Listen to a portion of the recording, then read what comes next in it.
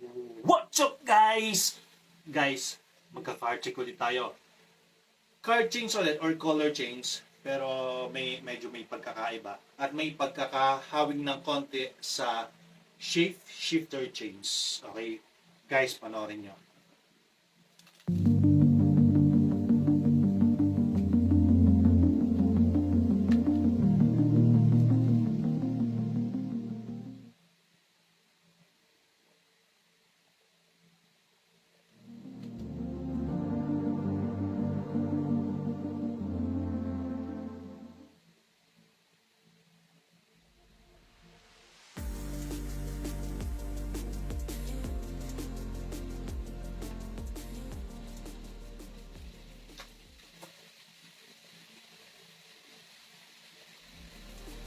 Yung Ace of Hearts naging Queen of Hearts.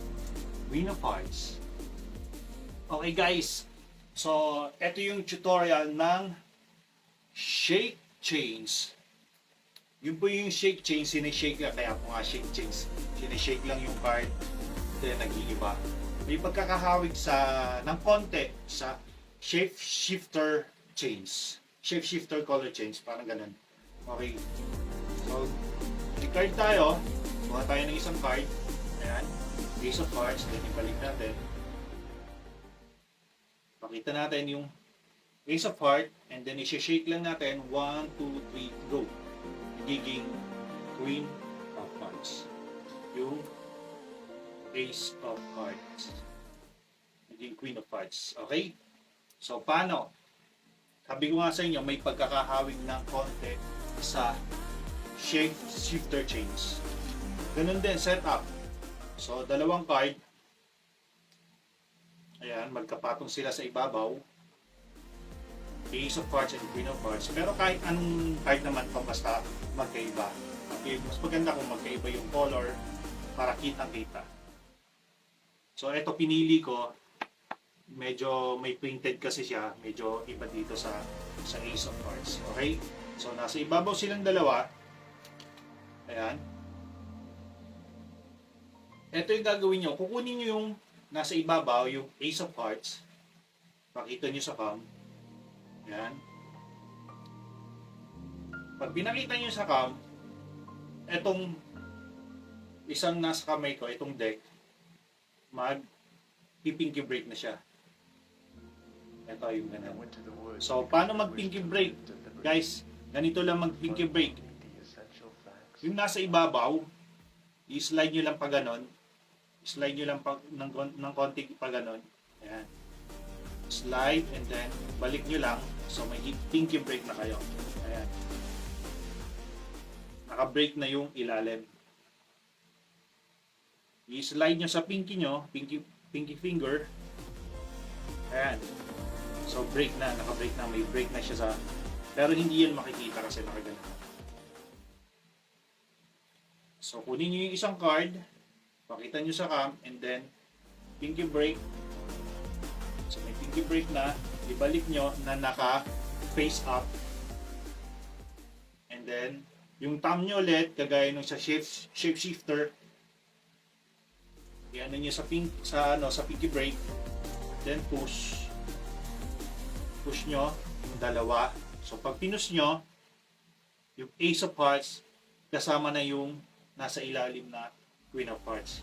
So, push nyo ganon. And then, ilagay nyo lang dito yung dalawang corner. Kaya pagka-push nyo, ilagay nyo dito sa dalawang corner. Yung dalawang corner sa middle finger and thumb. So, yan. So, ganon. And then, kukunin nyo ulit nito ng thumb nyo tsaka middle finger yung dalawang corner ulit. Ayan. Ayan, ganon. Yan. So, papakita nyo sa cam, ilalapit nyo sa cam na meron kayong hawak na Ace of Hearts. And then, magko-color change na tayo. So, shake change yung tawag dito, shake change. So, isa-shake natin. 1, 2, 3, go. So, magiging Queen of Hearts na. So, nasa likod na yung Ace of Hearts.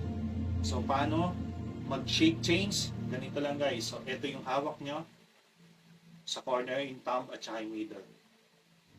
Habang sinashake nyo ganan, etong middle finger, index finger nyo, kukunin nyo to. Ayan, kukunin nyo to. Itong card. Ayan, nakaganyan muna sa cam. And then, pag sinashake nyo na, unti-unti nyo kukunin ito ng index card, itong side na to. And then, iikot nyo siya. Habang nag-shake, iikot nyo siya gano'n. Yun. Ganun lang. So, magpo-color change na siya. And then, pag na-shake nyo na yung ganan, then naiikot nyo na, sabay patong dito sa deck. Papatong nyo na siya. So, ganito mangyayari, guys. Shake, and then change, patong. So, magiging Queen of Hearts na yung Ace of Hearts. And then, kukunin nyo, pakita nyo sa cam, Ace, Queen of Hearts na. Ganun lang. Okay, pakita ko sa inyo kung paano. Kunin yung card, pakita sa cam, i-break yung nasa kabila, then ibalik nyo, kunin nyo ulit, yan, then kunin nyo, pakita sa cam, then shake, 1, 2, 3, go. Hindi, Queen of Hearts na.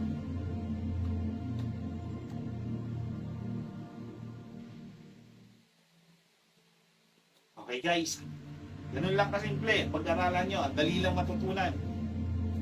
Hanggang dito na lang guys, sana nagustuhan yung video ko, panoorin yung mga videos ko, marami kayong matutunan ng magic tricks. Okay guys, hanggang dito na lang. Thanks for watching, ingat kayo lagi, and God bless.